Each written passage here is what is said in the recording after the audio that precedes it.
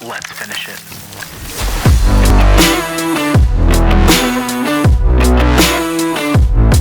What is up, everybody? Welcome back to another edition of The Closing Pitch. My name is Spiker Helms, and this is a show about people, culture, and how to create a winning lifestyle. It's more of like, I would say, it's not that we know how to create a winning lifestyle. It's more of we're on this path of trying to figure out what are the best strategy, tactics. We're trying. That's the key word, trying. And in this episode, we want to talk about incentives. And we want to talk about building relationships. And before we jump into the podcast, Raffy is on his third appearance on the different podcasts that we do. How does it feel? Fun. You're a three-peat. Three-peat. Nothing like being a three-peat And champ. He's no longer a guest celebrity. He's now part of the show. Well, it was again. I was never the celebrity. It was just the guest. Yeah, part. Well, I mean, you made it to Major League Baseball. So, Still wasn't good I'm enough. guessing you're... You made it to Major League Baseball. I had an 8 ERA in D2. Okay. All right. Well, Yeah, you're my celebrity. okay. Well, I appreciate that. But you know what? He looks handsome today. You know why? Because you guys are twinsies. Because we're both wearing practically the same shirt. Yes. So we are. we did not pass on to the memo to Jaws and Dave. So Stitch Fix. Shout out to Stitch Fix. yes, exactly. For me, at least. Exactly. I don't know. The other person that we have on the podcast is the boss himself. So I hope I don't mess up and get fired to start this show off. So and then Is he Dave your wants to- celebrity? Is he your I get celebrity guest? I mean, he is a celebrity. Like All right, anytime that Jaws is on the show, like everyone just starts sharing. The The numbers show. go up. Yeah. I know. So. Yeah, The numbers go higher. It's all So about the talking numbers. about incentives, this is our incentive right now for everyone to share Let me start actual with show. Spiker's not getting fired. All right, now we can go on. We'll find out. Dave, bring us in on the subject. This is something that you were passionate about last night as we were texting. Bring in and kind of frame out this conversation, and we'll go from there. Yeah, I mean, I think we're talking about player development today, and it's obviously we want to help the swing, we want to help pitching, we want to help everything. But I think when you're talking about building up a relationship, it's more about building the relationship first, then player development second. And I've noticed that with you guys, all three, and how you teach, like you specifically, Raffy. Yeah, I mean, I always do my best to be honest right away, but at the same time, you're trying to get to know them. So they're not, you're just not another run-of-the-mill person telling them what they're doing wrong. Especially baseball, you're constantly being told what you're doing wrong. Rarely are you being told what you're doing right. So I always try and, as we're working the lesson, hey, you're doing this really well, but. And I hate to always kind of have a but in it, but it's the only way they're going to understand and get better, in my opinion. But, during the lesson, I'll ask them how their day is going, how's school going, any new friends, just kind of checking in on their day-to-day life, while we're picking up the baseballs or in between swings.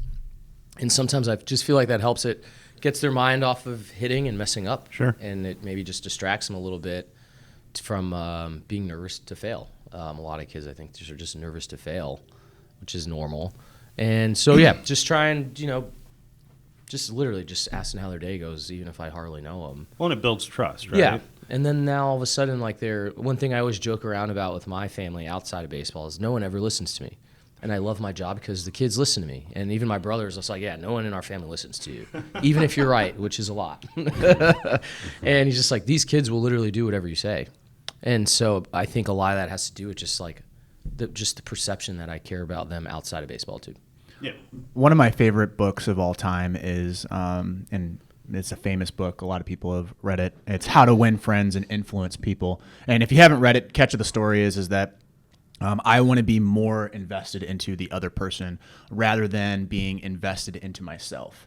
And what I've seen is that Raffy was a Major League Baseball player. I think that holds weight, obviously, with the players, but I've seen a lot of Major League Baseball players that have tried to teach, and the kid literally does not care one bit. And then we've had instructors that have had no Major League experience, hasn't even played the game outside of high school, and they get the respect of the room right away. And I think the reason is that they provide an absolute interest in their players. They know every specific detail. The words that we love to hear the most is our own name. So whenever you're able to say someone's name, remember facts, and being able to repeat that over and over again, you create that trust inside of that community.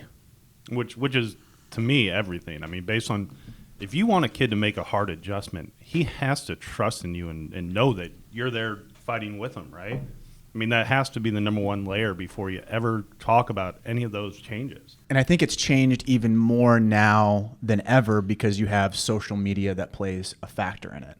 I've noticed just in my short career, starting in 2015 as a coach, is that I was able to create a long-lasting relationship with my first team because I was able to say, all right, I will get on Snapchat. I will get on Facebook Messenger. I will get wherever you guys are paying the most attention to, and I'm going to spend a lot of time making sure that I'm developing that relationship. So when I was coaching, one thing that I would always do is that I would create Snapchat stories. You guys remember that. Mm-hmm. The whole purpose of those Snapchat stories was not to be famous or anything, but I knew that that's where the attention was for my players. So I would create stories that were related to them. I would show my personal side, because one thing about coaching that I absolutely hated when I was a player was I had no idea who the other coach was. I just knew him from like just being on the field. And then when I saw him outside, I was like, oh my gosh, look, a wild animal. Yeah. He's not wearing his uniform. That's a wild animal. You just knew him as coach, as like the guy who's going to teach you the technical side. It's the same thing with teachers. Like I would be like, whoa, that she actually like lives here. She actually like, goes to the grocery store. It's not just a teacher. She's just not a teacher. So I think this whole social aspect is very interesting on social media, and I give a lot of props to coaches that provide that context and they're going to the player and where their attention is, rather than being outside and being like, oh, they're just into video games. Oh, you're wasting your time on video games. Oh, you're wasting your time on Snapchat. Oh, you're wasting your time on whatever the case may be, rather than saying, I'm going to insert myself in there. Why are they interested in that? Because if they're interested in it, I'm going to be interested in it. It makes you relatable. That's what it ultimately comes down to. And if you're relatable to them, then you're not necessarily like the teacher versus the student. It's more so on the same page, you know. And again, I've spent 3 lessons before I've ever told a kid to change something, just trying to learn how they speak, how they talk, how they learn, how they go about their business, what their likes are, what their dislikes are. How was their day in school? Like you said, just going about everything, or social media, or, you know, what's your interest in, because then I know how I can approach them. And if I know that, then I can really kind of deep dive into their skills at that point. Jaws, I got a question for you. Before I met you and before we started the Tigers, you taught for like 10 straight years, right? Mm-hmm. A lot of lessons. I mean, a ton. Like you were 3 to 10 like every night. Mm-hmm. Did you approach it that way? Because I've seen families who've come back who you've taught their son and they're now 35. Yeah. But I mean, they're still friends of yours. Yeah. No, I'd the same way, to kind of get to know the person, the individual, the family, and build a relationship, and then it takes off from there. Kind of not so much like on the lesson side, but what an experience of me that happened was on the minor leagues with the Minnesota Twins back in the Appalachian League, and Jose Marzan was our manager. And I remember this. This was in a small little town in Tennessee and low A ball. Do you know Jose? No, but I know the league. Appalachian League. All right, this is back in 97, the first year I got drafted. And every single day we're in stretching lines. And Coach Marzan would walk around the line to every single player and say something. Hey, was that call outside last night? Or, you know, was that not a strike? Or he'd say, like, you ready to pitch today? Or, hey, I like those shoes, right? So, he got in the kids' minds right away. And then every kid on that team is engaging with the coach. Like, to me, that's huge. So I picked up on that early. And I actually did it when I coached my team. And I don't know if my kids realized it. My parents probably weren't even there that early. But every game they would play catch. That's what I did. I'd walk around the catch line. And I'd start, let's say we're on the first base line. I'd go down to every player, walk to the outfield, get the other side, and be like, you know, hey, Mason, you're not starting today. Be ready to pitch. We're getting a bump here. You might need some guys in relief, just to kind of get their minds right. Or, you know, hey, Trey, I like the shoes, man. Or cool high black today. just to loosen them up a little bit and connect with them and let them know that you care. Eye black nowadays is this. Yeah. This entire face covered. Yeah, eye black's become an art. If you're listening, Raffy just literally posted all his hands onto his cheeks. Yeah. But I think it can set the tone. It can loosen a group up if you need to, or it can, if the group is too loose, maybe they're not taking their opponent serious enough, then you can tighten the screws on it during that walkthrough. So, I mean, you can individualize it with lessons too, or in that type of setting, but it's all about the people, relationships, trying to get their mind ready in the right spot to play. And it just impacted me as a coach and teacher. That's when I kind of first realized it. So how did those players respond to you, like when you needed to check them in, when you needed to make an adjustment, when you needed to teach them? How did they respond after that? I mean, yeah, good. I mean, because they felt like you're on their side. And you guys have been there as players, like you don't always hear feedback from coaches at any level, every level, right? But sometimes you do. A lot of times you do. But like if you're I'm going back to my minor league days, and I remember going through streaks where I was like 0 for 20. I thought the sky was falling down. It was. Right, it was. Like all of a sudden it got real cloudy. But 0 for 10, it's falling down. But that coach came around and talked to me and kind of loosened it up, and it let me know, hey, he still believes in me, and I'm part of this team. I'm going to get out of this thing. So I think psychologically it can go a long way for that trust factor with the coach and the player. One of my favorite coaches of all time, it was actually a summer league coach, and he would spend time playing video games with us, like after the games. Yeah, and the guys that were 21 obviously could drink beer and everything like that. So we'd be just drinking beer and playing video games and having a blast, just chilling. And we would stay into the clubhouse till about like 1 a.m. and then we'd just repeat the next day. And what happened was on the field, like we'd literally die for this man because like he was building that relationship, talking trash, being competitive, and obviously being a 21-year-old in a summer league, like you love that because you feel like it's like minor league baseball. Yeah.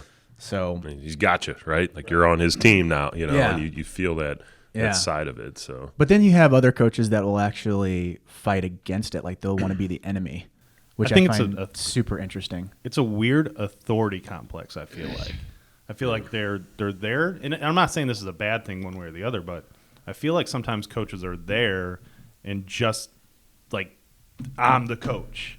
You listen to me. I'm here to teach you. And they forget about the other side of it. And then when you kind of approach it that way first, I know as a player, if I got approached like that, I can be like, whoa, dude, what's up? What do you think is the best coaching style? Like you have the friend who ends up becoming like the absolute friend. Then you have the enemy. Then you have the dad, where you view him as a father figure. And then you actually have an authoritarian that you can actually relate to. What do you guys think is the best approach for? We kind of touched on that, I think, the first podcast a little bit with like coaches and the minor leagues and whatnot. And like thinking back, I don't know if I can pick one. Because for me personally, even the certain teams I was on, each coach, whether we liked them or not, kind of had their own style. And I think it was partly due to that team or to their personal things that have happened to them in their life. So like I brought up my AA manager a while back, and first year playing for him, I couldn't stand him. And then I came back, and he ended up being one of my favorite coaches I ever had, Buddy Bailey. You might have even heard of him. I don't know. He's coached in the minor leagues for over 30 years. Played in the big leagues a little bit with the Red Sox. Bench coach in the big leagues for the Red Sox a little bit. And he was probably, if you asked a lot of kids I play with, like their least favorite coach. And like he ended up being one of my favorites. And really all you had to do was win his respect. But it was hard to win his respect. And what do you mean by winning his respect? Like, what did you have to do? Was it try playing well, or was it playing well, more being like a man? Being a man. A lot of it was, are you getting better? He was one that couldn't stand these players that just never got any better. And once you showed him, you had to prove to him that you could play beyond the AA level. And by that I mean as a man, play beyond the AA level, not just play. So it wasn't the amount of hours that you put in. It was a matter of, are you doing the little things on the field? Are you preparing before the game? Like those little things. Being a good pro. Yeah, being a good pro. And like if you were a good pro, you'd want his respect. If you weren't, it didn't matter how good you were. He was the be the biggest jerk in the world to you. So he viewed you as a child, basically. Literally, and people could not stand him, and I was one of them. And then my second year going back to him, I remember being like, not another. Luckily, I was only there 2 months in reality because I wanted to go to AAA, and I was there 2 months. And those 2 months, I remember being like, this is a totally different coach towards me, maybe not towards other players. And I look back, and a lot of it was if I couldn't mentally deal with him, I wouldn't be where I was at now or at the time with baseball. Mm-hmm. And I at times I thought this guy hated me. And in reality, towards the end of my AA career, before I got promoted, he would do what kind of stuff you did. Like all of a sudden, he'd come talk to me. And the year before, he wouldn't talk to me, and I didn't know why. Maybe now it's because I had to prove to him that I was a pro. And I remember by the end of my AA career, I'm gonna miss this guy. Like he really prepared me mentally for this game. So I think it's kind of that. And then I had other coaches I couldn't stand. Hope I never see them again, to be honest. But I don't know. I think there is a right way and a wrong way. I also think there's a lot of gray area in between. And for me, sometimes those coaches that I actually hated at first, I ended up loving. Florida State head coach, same thing. At first, I couldn't stand him. Even playing for him, didn't really like him. Now I look back and I'm like, I would do it all over again. I think coach. Yeah, I think it's a blend to answer your question. Yeah, it's got to be a blend. I don't know. I think in every player, there's going to be. So I need to be a little bit more authoritative with this guy. I need to be a little bit more of a friend with this guy. I need to be a little bit more of a dad figure to this guy. But I still think it's a blend. I don't think it's 20% down the line because I think you mentioned 5 things, but it could be, it's the whole situation's gonna dictate how I approach that. But it's got to be a blend. It can't be 50% authoritative because then you're going to have 75% of the guys not like you. Yeah. I guess it also deals with age groups too, because obviously with instructing, because we all have instructed, the age groups are totally different. Like how you approach the different levels is different. Like today I have a 7-year-old and that barely knows how to play the game and literally doesn't know where his left foot is to his right hand. But then I'll have an advanced player, Michael Callahan, who flat out hits the baseball, and I have him back to back. So it's like it changes. You got to be a different spiker. It absolutely every 30 minutes. It absolutely flips. So the lovable, likable spiker with the 7-year-old ends up changing to this. You got to do this, gosh darn it, right now, in a matter of like a minute. But you're trying to get the most out of that player. Yeah, exactly. And because the level of play has changed, the incentives have changed, the goals have changed. And I guess that's the big thing is measuring up the player of what are their actual goals. Are they here just to be happy-go-lucky, or are they just enjoying just being on the field? And that's not from just 7-year-old. There's some 15-year-olds that are like that. Yeah. And then you have guys that have absolute 100% concrete goals. Like here's a really good example. Eric Webb, who you guys know, MIAA player of the year. Yeah, hits a whole bunch of home runs. And you could tell there was a goal there, but also he was a happy-go-lucky guy. And if you tried to teach him how to hit, it was like you were breaking the Lamborghini before driving it. Yeah, he was the epitome of see ball, hit ball, just simplify the game.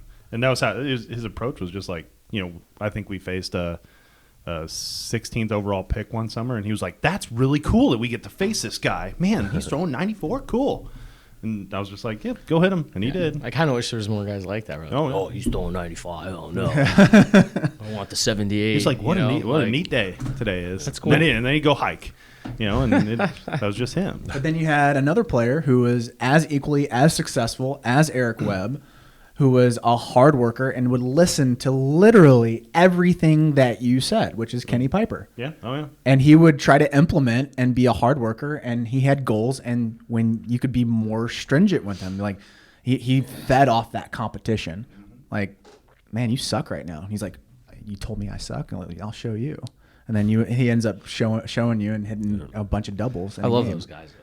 Oh, they're awesome. They're awesome. They're awesome. And I feel like those guys are the engine of the team. Yeah. The Eric Webbs are the more of the relaxed atmosphere where it ends up everyone's able to be more relaxed and less stressful. Because if you have a whole bunch of guys that are just full of piss and vinegar and just want to compete like hell, it ends up being a stressful situation on the team. Again, I like those guys the most, but at the same time, you need that Eric Webb that's in there that's going to lighten up the mood, and we're going to actually go out there and have some fun. This is what Dave was saying along those lines. Is every kid is different, every player is different, and to me, the coach's responsibility at any level, 7U, 10U, 15U, pro ball, get the most out of every player. How do you maximize that kid's ability? And a lot of it's mental, getting him plugged in the right way. And like I said, some need a pat on the back, some need to come down hard on, some need to pay attention more. Like there's all different stuff. As a coach, you got to know those players individually, get them to buy in and develop. Once you have that, then you have all these parts you got to put together to try to go win a ball game. So I think it's kind of twofold, and that's more like the managing style. Yeah. Then you got your individual approach with every player. So if you combine those, that to me, that's a good culture. Do you think that's changed, Jaws? Since I know I'm not the host here, but I'm asking questions. Hey, you're the host right now. You just took it. You just took to be the host at 22 minutes and 58 seconds. Go for it. You just bought the show. So did I? Do you think? You've coached a long time. Do you think that's changed at all?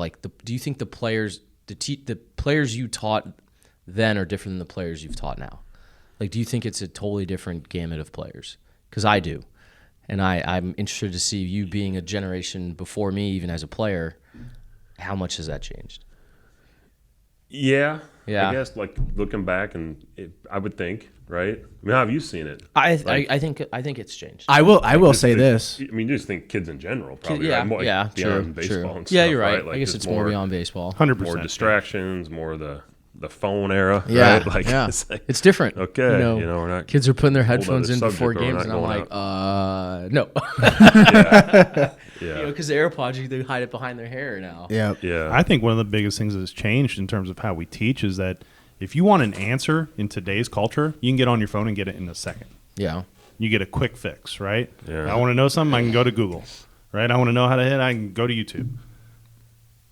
When you make an adjustment or when you're working with a kid, it's a slow process. It's never just that quick. Yeah. When you're trying to teach something or implement it in the game, it's just not that fast, and a lot of kids get frustrated with that. That's a good point of view. That's where I think a lot coaches will never be out of date because there's so much information out there. I can get answers, however, for how to develop my skills. But at the same time, there's nothing like getting into a cage and then an instructor being able to move your body the right way so that you actually feel it. Because the internet can't make you feel it unless we get into metaverse and augmented reality. No, hold on. I sent you that video of the pool table. Right. Was it floating? No, I'm just saying. I'm just kidding. So Dave doesn't want to go down this route. I can see why. I'm going to go down this route. Oh boy, he has a strict 11 o'clock policy today. Just remember that. Okay. So there's artificial intelligence for pool tables where they're just now building it. So it's super. Saw you post, yeah. Where it actually shows you how to actually shoot it. It's cheating. It's teaching you. You're not going to use that in an actual a game, but it's teaching you how to actually shoot different shots. How to beat the shift, a pool? No. Literally, it shows like a laser, lines. and we'll show you the exact line you have to hit the ball to get it in. So education and teaching is about to get really interesting in a matter of 5 to 10 years. So I can just press a button and a virtual reality robot shows up and shows them exactly how to swim. Probably. Well, look at Win Reality. Oh yeah. But that's more pitch decision. Yeah, but then if you get I don't know if they can do that. But if you get augmented reality where you're wearing glasses and then it shows different screens out in front of you while the ball's coming in. Yeah. Oh my gosh. So let me go back to this. It scares me. Let me go back to this point real quick. We're talking about relationships, we're talking about building that up and having all the different assets and how you do it. When we're talking about how kids get frustrated like that when they can't achieve something quickly, I think that's the most pivotal moment that if you don't have the relationship built up, they tune you out. They're done. Because you've, in essence, failed them right there. Because I can tell you, hey, do this. There's no way you're going to get that like that. So now if they're going to go through failure before they succeed, well, they're not going to trust you if you haven't built it up. If you haven't kind of deep dove into that. If you don't have the weight behind your name. Because I can tell you, stick to the process, but they're going to be like, this dude sucks. I will say this, that Raffy has a distinct advantage over most because he has that major league status behind him, right? Sure. So if a kid mishits a ball, he'd be like, okay, I probably did it wrong because he's telling me to do this. It mishits it again. Okay, I'm probably doing it wrong again. And then over time, if he's still wrong and you're still telling him the same thing, then that's when they start tuning you out. But now if you have a coach that doesn't have a background in college sports or Major League Baseball, professional baseball, their rope is a lot smaller than like my rope or your rope or Rafi's rope or even Aaron's rope. Well, and I noticed it this summer with you in particular, Raff, with Max. So, like, you built up such a rapport with that kid throughout the entire offseason, and he had to make, like, arguably one of the biggest jumps in our program in terms of how he threw the baseball. He was coming off an injury, and He's catcher. He had to kind of, he was a catcher, and he had to. To give a little bit of backstory of this, like, I'm at tryouts, it was not good. No. It was, and Max knows this, it was not a good tryout from a defensive standpoint. Yeah, I mean, he had that injury. I can't remember if it was rotator or labrum, but he had that injury. And then he kind of lost his way on how to throw. It built up some really bad form. And then we kind of told him, well, listen, we know you can hit. We know you're big and strong. We know you can do those things, but you need to put in a lot of time to get that better. And then he jumped on board with you. And, dude, it's like that kid's all in on anything you say, which is great. And he made a huge transformation. That's what, I thought of with today's topic. Yeah, I appreciate that. He was fun to work with, and a lot of it was him. He made it easy. He made it to where his attitude and, like, kind of – he's a little goofy, I'll be honest, and I've told him that. And he knows it, and that's why everyone loves him, is he is a little goofy. It's kind of like what you were talking about earlier with, like, certain kids are that certain part of the team. And from day one, it was, how's school going? Oh, dude, Raph, I'm so sick of it. Like, I'm just ready for summer ball. I'm so excited for summer ball. And just tell me whatever I have to do, I'll do it. He was that kind of kid, really. So, I mean, it was day one. It was just like, whatever you have to tell me, do it. I'll stand upside down. Like, he had that attitude. I'm sure there was a moment when he was throwing, because it was a big change in what you did. I'm sure there was a moment where he was like, whoa, dude, what are we doing? I mean, sometimes with the instructing, you have to give them some cookies quick, and that cookie's got to taste good, and it's got to look good. And I think within a first session, he saw an adjustment, something that was, wow, that's way better than what I was doing. And like, that's how you build trust partially, is like, so they can see some success quickly, and then realize that, hey, like, okay, there's plateaus, there's all sorts of ups and downs and ebbs and flows with getting better. There's times you're going to go down first before you go back up, then you're going to plateau for a while, all that. And so he was very easy to kind of gave him something very quickly that showed improvement. And then it became, he really had to put the work in with all the other stuff. But throwing, it was literally like, hey, I want you to feel like you're throwing sidearm. And first throw, he's just like, it doesn't hurt. And so right like that, you already gain that kid's trust too, on top of everything else. But he put the work in, and he was willing to try it and willing to do it. Do you think you only have like one shot on most kids? Like when you present something? No, I mean, maybe some kids, but I think if you are invested, like we've been talking about, and I think sometimes there's some kids I feel like that they'll come see me, they don't really need that much help. They just kind of want to be around somebody to, Luke Burns is a great example. I don't think he needs a ton of help. I think he's a pretty good player as far as his hitting goes. I mean, little things here and there that he's come with me, that he's gotten better. But sometimes I think players like that, they just want to be around someone that they can throw their ideas about their swing at you and see what you think. And sometimes, we'll talk a lot, and it's sometimes just like, I'm feeling this, I'm feeling that. Like, what do you think? Did you go through this as a player? When you were a junior in high school, like, what was going through your mind? We're like, yeah, we still work on hitting, and he's improved, but sometimes I think those players maybe not always have to see an improvement right away, and they can fail a little bit, and they just want to be around you. Do you think it's like they're trying to search for like stories and try to see like how they can relate to it, to where totally. Okay, that's the path that he's taken. I could take a similar path to get to the spot that he was at. Yeah, and we joke. You talk about like, oh, big leagues and all that, but at the same time, I'm not your ordinary big leaguer. I'm not your ordinary professional. I'm small. I'm short. I've gone through all sorts of weird ways to get to where I was, and so they know that story. And so I think they wonder, like, whether their goal is big leagues or not, I just want to know how I can get to the next level. D1, D2, D3, NAI, whatever it is. This is what's going through my mind. Did this go through your mind?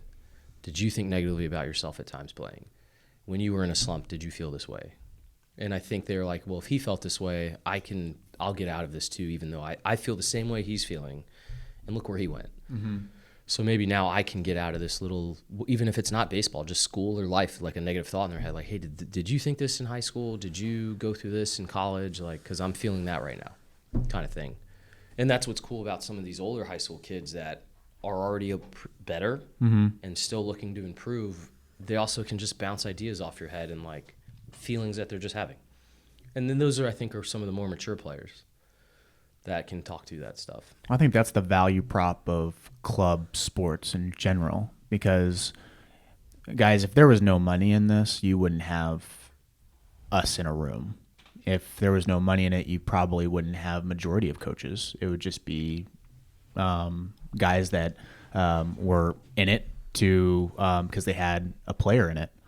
I think that club sports has really provided that platform for players to come in and being able to learn from the best of the best. And I think soccer is a really prime example of that, where you have these Europeans that came over to the States to play in MLS or indoor soccer. And they said, you know what, I just want to put shop up here. And then they started creating these different clubs.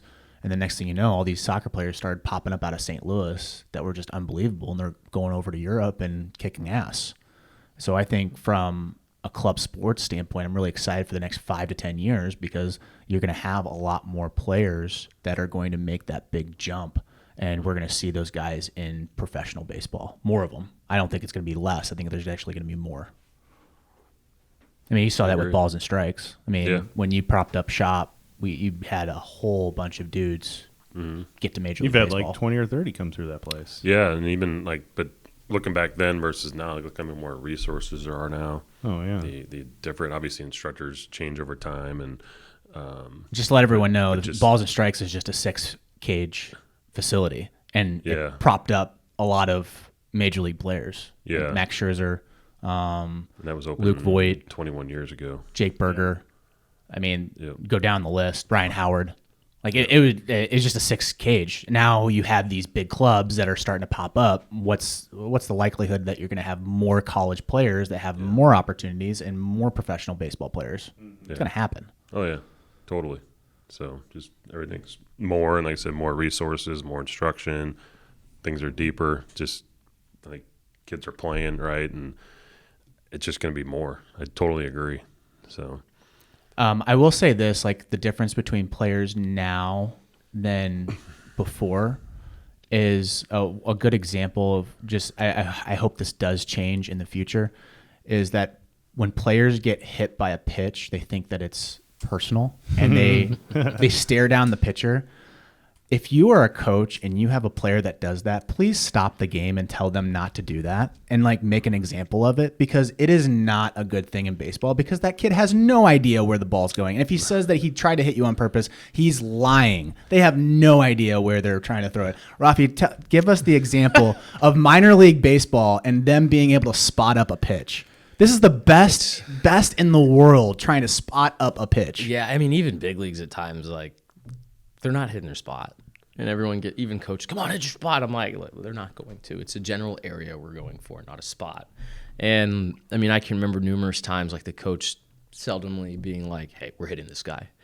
And you put down the sign, you talk ahead of time, just set up inside, put your glove up. And, like, they can't hit the guy. They're throwing it behind it. They're missing here. And then, like, the coach is like, you get one shot. And then they'll, like, you'll call an away fastball and they'll hit the guy. And, like, I go out and talk to the pitcher, dude, we got one chance. Why'd you hit him? I was trying to go low and away, man, I promise. So, like, you know, like, literally, you're given a sign to hit the guy, they miss, you go low and away, the complete opposite, and they yank it and hit the guy, you know, to like a lefty, let's say, a right-handed pitcher. And I'm just like... And if you're, you know, if you're a young pitcher, if I was in yeah. high school right now and I saw that, I would tell that player, get down the line. I'm not trying to hit you. Get down that line. Stop acting like a baby. I mean, like, even it frustrates the living hell out of me. It's tough. My dad would when we go. My mom hated when me and my dad would go, you know, batting practice at the field, because at some point he'd hit me. And I would always think like, "You're doing it on purpose, Dad." Like, get really mad. And my mom hated it because she knew when we came home it was a massive fight. And so it got to the point where I was like, my dad was hitting me. He actually did. Like if he accidentally hit me and I was just like, "Gosh, Dad," he'd just start hitting me on purpose. And it was a lesson. Raffy, it was here's another one. Yeah, it was a great lesson. He was Yeah. just like, "I'm not trying to hit you on purpose, but you know what? Since you're being a little, you know what? Yeah. I'm gonna hit you on purpose now." And it did teach me, like, when I was to not, if I got hit, I was just like, okay, it probably was on purpose. Now 3-4 times or 3 times in a game, I'd be like, all right, guys, figure it out. But it was funny is that in high school, being a better hitter, and I had to crowd the plate, umpires, massive zones, I'd get hit a lot. And I'd always have an elbow guard from like 10 years old on, being that lead elbow was my throwing elbow. And I didn't get mad about it, really. I'd just be like, oh, I got hit. Like, great. I don't, no stress. I get first base. Yep. And that something my dad taught me was he actually started hitting me on purpose to get out of my mind of the times when he wasn't trying to hit, like when he wasn't trying to hit me, I'd get so mad. And like, so he kind of taught me at a young age to like, get over it. It's okay to get hit. That's what I love about college baseball. Because like, what team was it that started sprinting down the line right when they got hit? The hard 90. Yeah, the hard 90. Yeah. Who was that started that? Was it Michigan? I don't know. I don't remember. Florida State, if you got out of the way of a pitcher, out of the game. Oh, You were expected if that ball was over the chalk of the batter's box to not turn into it, but if you did one of those stick your hands out Yep. and kind of back away from it, you're out of the game. I mean, we would work with tennis balls where we just sit there and we work on just turning in, not sticking our elbow out, keeping our elbow tight, and letting it hit us. Which And makes if a lot of we sense. Did not let it hit us. We were not going to be on that team. And so I always thought that was interesting because their goal was on base percentage. How many times can we get on base? If we can get on base, we're going to win. It was that simple. And so, Well, it's a like, thrheaded now- monster. If yeah, you have a walk, now an it's a error, bad thing or if you get yeah, hit. if you have a walk, an error, or hit by pitch, that's three-headed monster. If you get 2 of those heads, you have an 80% chance of scoring. Yeah. So I agree. Stop looking at hit by pitch like the dudes do it on purpose. Yeah, it hurts for like 5 seconds. And My team, my 13s and 14s the last 2 years, I refer back to them, and even my previous team before that. It was like a macho thing. Like if they ducked dive away from a pitch, the whole bench would get on them. They're like, "Wear it, kid, wear it. Come on, wear it." But the funny thing is, none of our kids would stand up there and wear it. So, I mean, at that age, right? Maybe it's as they get older, they learn different, maybe how to take a pitch or lean in, like you say, a little bit, or stay in there. That's But, tough for the younger guys, oh, too. yeah, when they're 10, 11, Yeah, it's tough. 13, Oh, yeah. those kids aren't staying there wearing it. They're trying to get out as fast as they can from getting hit. But on the bench, they're all tough, trying to tell their teammates to wear it. But funny it's different for those younger age groups. Like if they get hit and it hurts, like that's their first time ever getting hit. Yeah. And I've always told Natural reaction, you're going to get out of the way. I've always told my hitters that were like scared of the ball. I would say, if you don't get hit 1 or 2 times in a year, there's a problem. Yeah. And then their mind completely switches right away. They're like, wait, what? I was like, you're gonna get hit. If you're not getting hit 1 or 2 times, that means that you're not being competitive enough, and you're not getting up on top of that plate and trying to actually get hits. You're more worried about getting actually hit by the baseball, and the pitcher already has you. I mean, it was to the point, like even in pro ball, you wanted not that you wanted to get hit, but like you were okay with it happening because now all of a sudden we are teaching the pitchers throw inside, throw inside, throw inside. I don't care if you hit a guy. We've got to establish the inside part of the plate. Now all of a sudden the guy gets hit. No matter how many times you're telling that pitcher, throw inside, it's okay to hit him. They hit 1 guy or 2 guys, they don't want to throw inside anymore. So like as a hitter, it's like it's okay. If anything, you maybe want to get hit every once in a while because now you're not going to get all these fastballs black of the plate inside. You're going to be able to get some balls middle away that are much easier to hit. It's finding So it's kind of pick your point. Yeah, Pick your it's poison, finding really. incentive structures for your kids, for that player that, like if you have a bunch of players that are scared, is trying to create a bunch of incentives for them to get hit. And you'll start having more competitive players in that box. When you start being that coach that's actually like scared for the kid to get hit, then the kids are going to be scared, and then you're going to have a whole bunch of guys that are just literally away from the plate, and the pitcher has the whole zone he can work with. Creating those incentives where, hey, if you run out of the box on a hard 90 and getting hit, we're gonna give you. My dad used to do this. You guys are gonna think this is funny, but my dad would give Skittles out to the kids, and if you touched a base, you get one Skittle. One Skittle. But if you get not a bag, but if you get Skittle, one Skittle, Singular. And so he would literally have these Skittles. Okay. He literally would have these. So one pack lasted the whole season. Yeah. So Costco. Yeah, we didn't score that many runs. No. And then if you got a double, you got 2 Skittles. And so every time you touched a pillow, you got a Skittle. So all of us would just literally be like, oh, I want to get hit because I'm at least going to get a Skittle, or I'm going to try to draw a walk, or I'm trying to hit a home run, so I'm going to get 4. So like when people had like inside the park home runs, like everyone would be like, oh, he got 4 Skittles, and everyone. Your choice of color too, or yeah, you got choice of colors too. Nice. Yeah, it was full-fledged Skittle town there. So. Guys, we're going into the 42-minute mark. Let's do our closing pitches because we got 4 right now. So, Jaws, go for it. First one. Yeah, no, I mean, I think just relationships with kids and also families. We didn't talk about the families as much here today, but just you got to get into the player. You got to get to know him. They got to trust you as a coach or an instructor. And then once that's established, then the teaching phase can begin. It all starts there, so. My opinion. Me? Yeah, you. Ooh. Yeah, I agree. I think there's so much trust you have to gain, and relatively quickly. So I think that's just something really important. Even for the player and parents, I think you have to be open to that instructor and what he has to say right away. You can't be don't come to a lesson or play for a team being closed off. Honestly, I don't think there's really a point in playing or being on that team. So I think it's a combination. The coach has to be open and quickly gain someone's trust, and the player and the parents have to be open to that coach or that instructor to build that relationship as quick as possible. It's got to be built first. I mean, the relationship, the trust has to be there. I swear as a coach, I'm way more of a psychiatrist nowadays than I am an actual technical coach.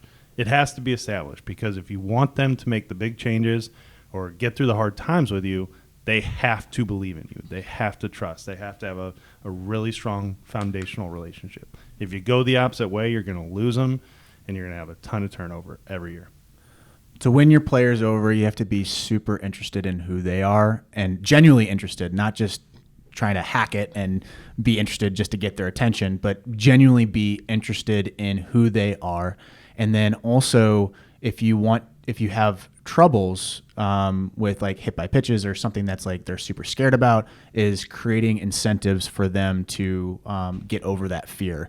If you try to attack that fear head on, you're going to lose. If you try to create incentives around it to where kids are going to buy in, where you get them a soda or you get them Skittles, or if they do a hard 90, you do something for the team, something that is going to get them moving in the right direction. Because if you go straight on and be like, just don't get scared, just don't go, when you go up there, it's going to hit you, just don't be scared.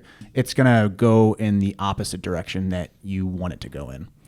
So, guys, that is my closing pitch. That is their closing pitch. We'd like to hear your closing pitch. If you want to send us an email, go ahead and email me, spiker@rawlingstigers.com. We're also on Twitter. My Twitter handle is @SpikerHelms. Dave is... Wow. Jaws, what's yours? David_Berkby, I think. I think it is David_Berkby because I typed it so many different times. Mine is @Jaworowski Aaron. And then Raffy's is just like 20 Raffy Lopez something. Isn't it like your something, handle is. I've been just kicked odd. off of Twitter a lot. Throw that out there. So guys, go ahead and send us some info. Go ahead and contact us if you want to start a conversation, and we'll catch you in the next episode. Also, subscribe and like the podcast. Thanks, guys. We'll catch you later.